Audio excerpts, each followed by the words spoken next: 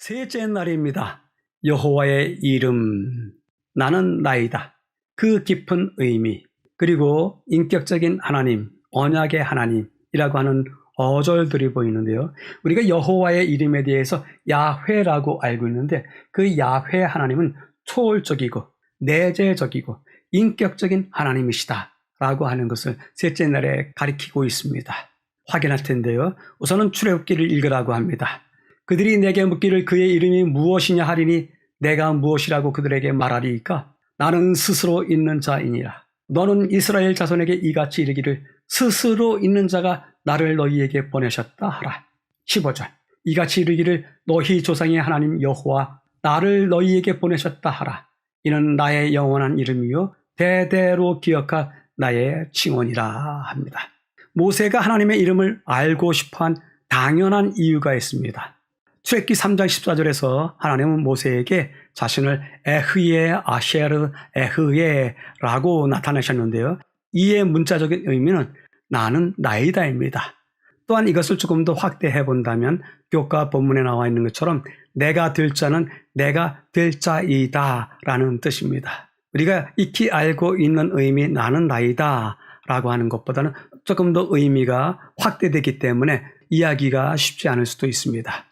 또한 출애굽기 3장 12절에서 하나님이 모세에게 내가 반드시 너와 함께 있으리라 라고 말씀하실 때에도 14절과 같은 동사 에흐예를 쓰고 있습니다. 지금 여러분들이 보신 장면 속에 예흐예 나는 나이다 라고 하는 의미를 다들 노란색으로 칠해놨습니다. 그럼에도 불구하고 3장 12절에는 너와 함께 있으리라 라고 하면서 미래형으로 쓰고 있습니다. 이는 하나님이 현재나 미래나 영원히 동일하신 분이시고 함께 하신 분이시고 초월되신 분으로서 우리 안에 내재하시는 분이시고 통회하는 마음과 겸손한 자와 함께 거하시는 분으로 표시할 때 예흐예를 사용하고 있는 것입니다.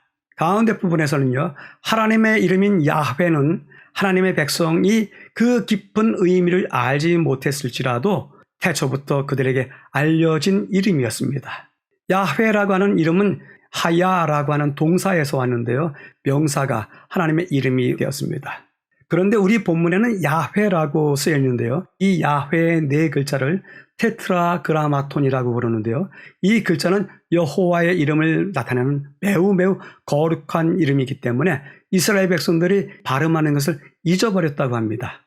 그래서 단지 글자 네 글자는 가지고 왔지만 그것을 어떻게 발음하는지 몰라서 근대 학자들이 연구한 가운데 지금의 모음을 붙여서 야훼라고 하는 이름을 붙였다고 합니다. 지금도 유대인들은 이 글자를 야훼라고 부르지 않습니다.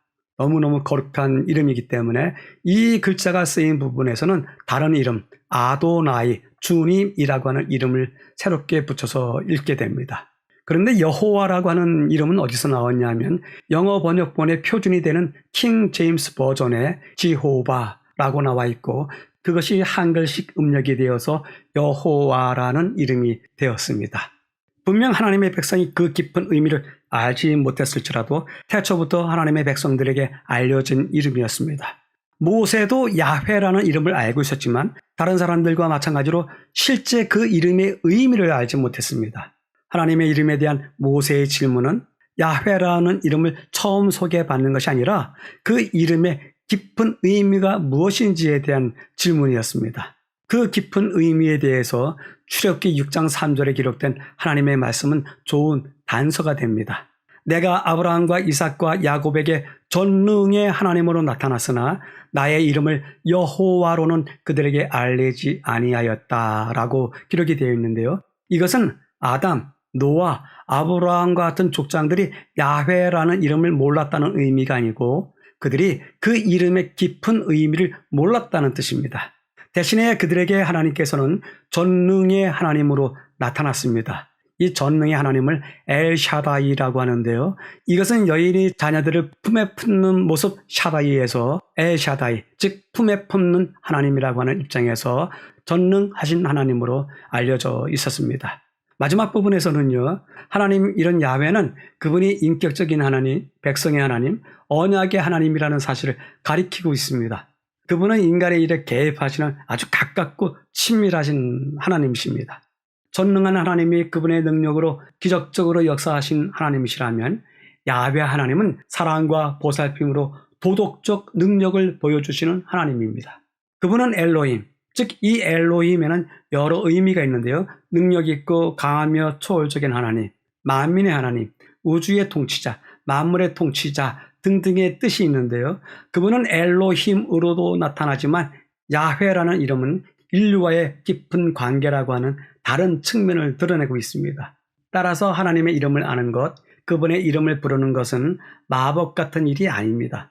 그것은 그분의 이름, 곧 다른 사람에게 하나님에 대한 진리를 가르치고 믿음으로 나오는 모든 사람에게 그분이 주시는 구원을 선포하는 것입니다.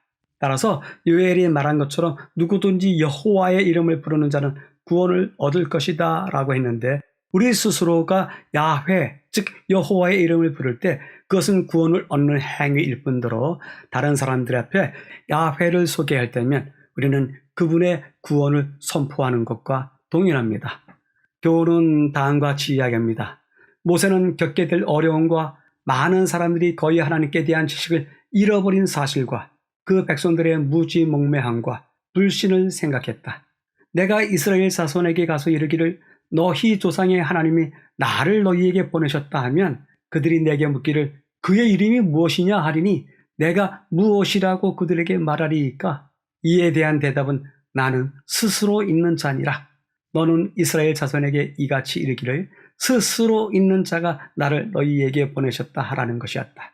종으로서 살고 있는 이스라엘 백성들에게 여호와의 이름, 야훼의 이름은 그들을 놀래기에 충분한 메시지가 되었습니다. 셋째 날을 요약해 보겠습니다.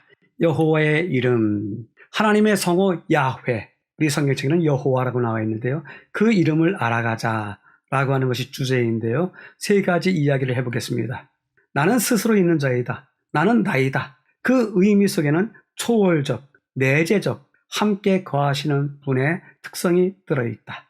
그분이 야훼이다. 이것은 태초부터 알려진 이름이다. 단지 그때서부터 모세에게 이 말씀을 선포하실 그때까지 깊은 의미를 알지 못했을 뿐이다. 이제 야훼의 이름이 알려진다. 때문에 이 이름을 외치는 것은 하나님의 구원의 진리를 가르치며 그 구원을 선포하는 것과 동일하다라고 요약할 수 있겠습니다. 질문해 봅니다. 야훼에 깃들어져 있는 신앙을 어떻게 우리는 고백할 것인가요? 여호와 하나님, 야훼 하나님 이렇게 부를 때면 우리가 어떤 지식과 어떤 감동 그리고 어떤 변화된 마음으로 그분의 이름을 불러야 될까요? 모세의 경우가 그랬기 때문에 우리도 이제 이 이름에 대해서 곰곰이 생각해 보아야 되리라 여겨집니다.